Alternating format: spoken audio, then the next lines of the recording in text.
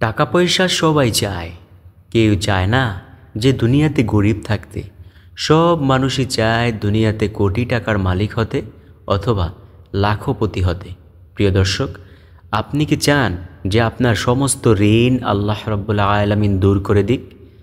যদি চেয়ে থাকেন তাহলে আজকের ভিডিও থেকে, এই ভিডিওটি দেখে এইখান থেকে এই 5টি আমলকে শিখে নিন।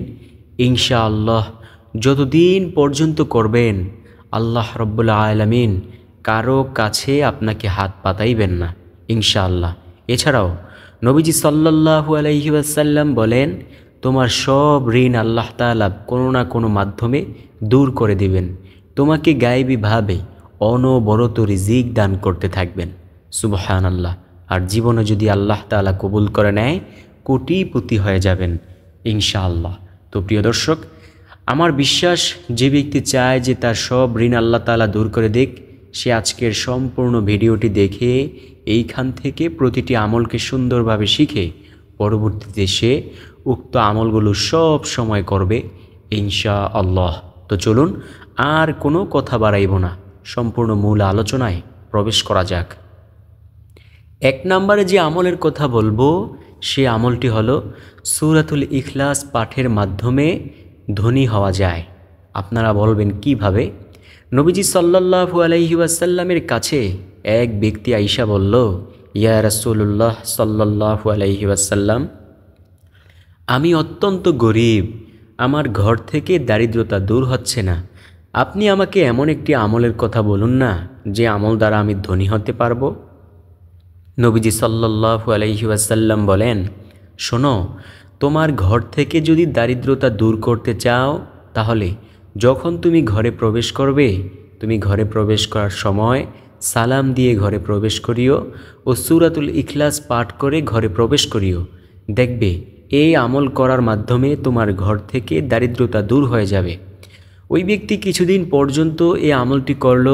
ওই ব্যক্তি কিছুদিন পর আয়েশা নবীজি সাল্লাল্লাহু আলাইহি ওয়াসাল্লামকে বলল, ও নবী, এই আমলের বরকতে আল্লাহ আমার ঘর থেকে দারিদ্রতা দূর করে দিয়েছেন, আমি এখন ধনী হয়ে গিয়েছি। সুবহানাল্লাহ, আল্লাহু আকবার। প্রিয় দর্শক, অন্তরে বিশ্বাস নিয়ে আমলটি করবেন। যখনই ঘরে প্রবেশ করবেন সালাম দিয়ে ঘরে প্রবেশ করবেন ও সূরাতুল ইখলাস পাঠ করে ঘরে প্রবেশ করবেন, দেখবেন মহান মালিক আপনার ঘর থেকে দারিদ্রতা দূর করে দেবেন ইনশাআল্লাহ। নবীজি সাল্লাল্লাহু আলাইহি ওয়াসাল্লামের কাছে এক ব্যক্তি আইসা বলল, ইয়া রাসূলুল্লাহ সাল্লাল্লাহু আলাইহি ওয়াসাল্লাম, আমি সূরাতুল ইখলাসকে অনেক বেশি ভালোবাসি।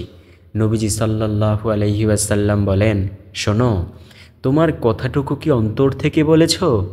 যদি তোমার কথাটুকু অন্তর থেকে বলতে থাকো, যদি তোমার কথাটুকু অন্তর থেকে বলে থাকো, তাহলে জেনে নাও যে ব্যক্তি সূরাতুল ইখলাসকে ভালোবাসে, দয়াময় প্রভু আল্লাহ তাআলাও তাকে ভালোবাসে। সুবহানাল্লাহ। আর এই ভালোবাসার শেষ পরিণাম ফল হবে আল্লাহর জান্নাত।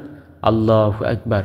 তাই প্রিয় দর্শক, আমরা বেশি বেশি সূরাতুল ইখলাস পাঠ করার চেষ্টা করব ইনশাআল্লাহ। 2 নাম্বার যে আমল, সে আমলটি হলো নবীজি সাল্লাল্লাহু আলাইহি ওয়াসাল্লাম বলেন, তোমরা যদি চাও তোমাদের রিজিক বাড়াইতে তাহলে বেশি বেশি ইস্তিগফার পাঠ করো। নবীজি সাল্লাল্লাহু আলাইহি ওয়াসাল্লাম ইস্তিগফারের কয়েকটি পুরস্কারের কথা বলেছেন। অর্থাৎ যে ব্যক্তি বেশি বেশি ইস্তিগফার পাঠ করবে তাকে আল্লাহ তাআলা বেশ কিছু পুরস্কার দান করবেন। যেমন সর্বপ্রথম নাম্বার পুরস্কার হলো তাকে অনবরত রিজিক দিয়ে সাহায্য করবেন। 2 নাম্বার পুরস্কার হলো তার টাকা পয়সা ফসলাদিতে আল্লাহ তাআলা বরকত দান করবেন। 3 নাম্বার পুরস্কার হলো তার গুনাহগুলো আল্লাহ তাআলা ক্ষমা করতে থাকবেন। 4 নাম্বার পুরস্কার হলো তার কলবের মধ্যে ঈমানের নূর দান করবেন। 5 নাম্বার পুরস্কার হলো তাকে দুনিয়াতে শয়তানের ওয়াসওয়াসা থেকে বাঁচিয়ে রাখবেন। 6 নাম্বার যে পুরস্কার, তাকে নেককার সন্তান সন্ততি দ্বারা তাকে সাহায্য করবেন। সুবহানাল্লাহ। প্রিয় দর্শক, এই পুরস্কার যদি পান ইস্তিগফার করার মাধ্যমে, তাহলে আপনার কপাল কতটা ধন্য হতে পারে প্রিয় দর্শক, একটাবার কি ভাইবা দেখেছেন? তো আমরা বেশি বেশি ইস্তিগফার পাঠ করব ইনশাআল্লাহ ইনশাআল্লাহ। এখন আপনি প্রশ্ন করতে পারেন যে ভাইয়া কোন ইস্তিগফার পাঠ করতে পারি? আপনি সবচেয়ে ছোট্ট ইস্তিগফার আস্তাগফিরুল্লাহ আস্তাগফিরুল্লাহ আস্তাগফিরুল্লাহ পাঠ করতে পারেন। নবীজি সাল্লাল্লাহু আলাইহি ওয়াসাল্লামের কোনো গুনাহ নাই, তারপরেও সেই নবী দৈনিক 70 বার অথবা 100 বার ইস্তিগফার পাঠ করতেন। একটা বার বালিশে মাথা রাইখা ভাইবেন, যেই নবীর গুনাহ না থাকা সত্ত্বেও নবীজি এতবার ইস্তিগফার করে, আর আমাদের এত গুনাহ, জীবনটা কাটাইয়া দিলাম গুনাহের উপরে, শিরকের গুনাহ, বিদআতের গুনাহ, কুফরের গুনাহ, এত গুনার পরেও আমরা ইস্তিগফার পাঠ করতে পারি না। প্রিয় দর্শক, আর শয়তানের ওয়াসওয়াসার কান দেব না, মন দেব না। ইনশাআল্লাহ বেশি বেশি ইস্তিগফার পাঠ করার চেষ্টা করব ইনশাআল্লাহ। আল্লাহ দেখেন, আল্লাহ যদি কবুল করেন আমাদেরকে, আল্লাহ কিন্তু সব গুনাহগুলো ক্ষমা করে দিবেন এবং আল্লাহর রহমতের চাদরে ঢেকে নেবেন। তৃতীয় নাম্বার যেই আমল, অর্থাৎ রিজিক বৃদ্ধির তৃতীয় নাম্বার আমল হলো দরুদ পাঠ করা। নবীজি সাল্লাল্লাহু আলাইহি ওয়াসাল্লাম বলেন, একবার যদি কেউ দরুদ পাঠ করে আল্লাহ সাথে সাথে তাকে 3টা পুরস্কার দেন। সর্বপ্রথম নাম্বার পুরস্কার হলো তার আমলনামা থেকে 10টা গুনাহকে সরিয়ে দেন। দ্বিতীয় নাম্বার পুরস্কার, তাকে 10টা রহমত দান করেন। তৃতীয় নাম্বার পুরস্কার হলো আল্লাহর আদালতে তার মর্যাদা 10 ধাপ বাড়িয়ে দেন। সুবহানাল্লাহ। প্রিয় দর্শক, যে ব্যক্তি দরুদ পাঠ করে রব্বুল আলামিন তাকে ভালোবাসে। দেখেন, যাকে আল্লাহ ভালোবাসে তাকে সব সময় দুনিয়ার কল্যাণ দান করেন। দুনিয়ার কল্যাণের মধ্যে কিন্তু এই রিজিক, ভালো রিজিক, উত্তম রিজিক, এটাও কিন্তু দুনিয়ার একটা কল্যাণ। কল্যাণ মানি ভালো, আর অকল্যাণ মানি হচ্ছে মন্দ, খারাপ। তো এই দুনিয়ার কল্যাণ যদি পাইতে চান তাহলে বেশি বেশি দরুদ পাঠ করুন। আপনি দরুদ পাঠ করতে পারেন সাল্লাল্লাহু আলাইহি ওয়াসাল্লাম। এই দরুদ বেশি বেশি পরিমাণে পাঠ করতে পারেন, ইনশাআল্লাহ দেখবেন আল্লাহ সুবহানাহু ওয়া তাআলা আপনার ঘরের মধ্যে রিজিককে ভরপুর করে দেবেন ইনশাআল্লাহ। চতুর্থ নাম্বার যে আমল, সে আমলটি হলো প্রতি রাতে মাগরিব সালাতের পর সূরাতুল ওয়াকিয়া তিলাওয়াত করা। নবীজি সাল্লাল্লাহু আলাইহি ওয়াসাল্লাম বলেন, যে ব্যক্তি সূরাতুল ওয়াকিয়া তিলাওয়াত করবে রাতে, তার সব ঋণ আল্লাহ তাআলা দূর করে দিবেন। তার টাকা পয়সার কখনই অভাব হবে না, তার দারিদ্রতা থাকবে না। সুবহানাল্লাহ।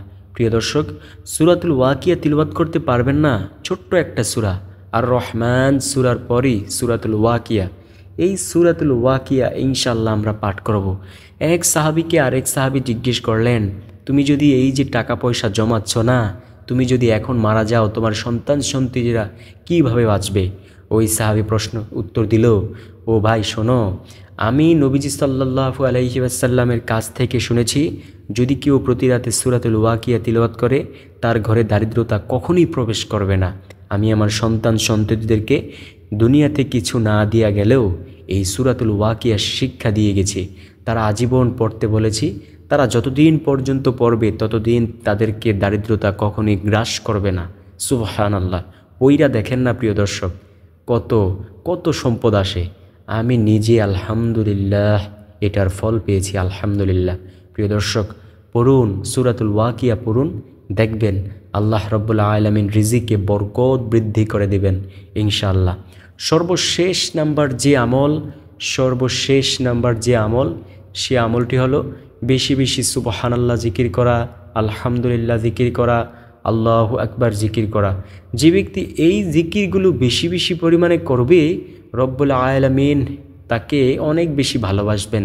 আর যাকে আল্লাহ তাআলা ভালোবাসেন তাকে আল্লাহ তাআলা রিজিক দিয়ে সাহায্য করেন, তাকে উত্তম রিজিক অর্থাৎ ভালো রিজিক দিয়ে তাকে সাহায্য করেন। প্রিয় দর্শক, আমার বিশ্বাস যে আজকের ভিডিওটি আপনাদের খুব উপকারে আসবে, এতটুকু আমি বিশ্বাস রাখতে পারি।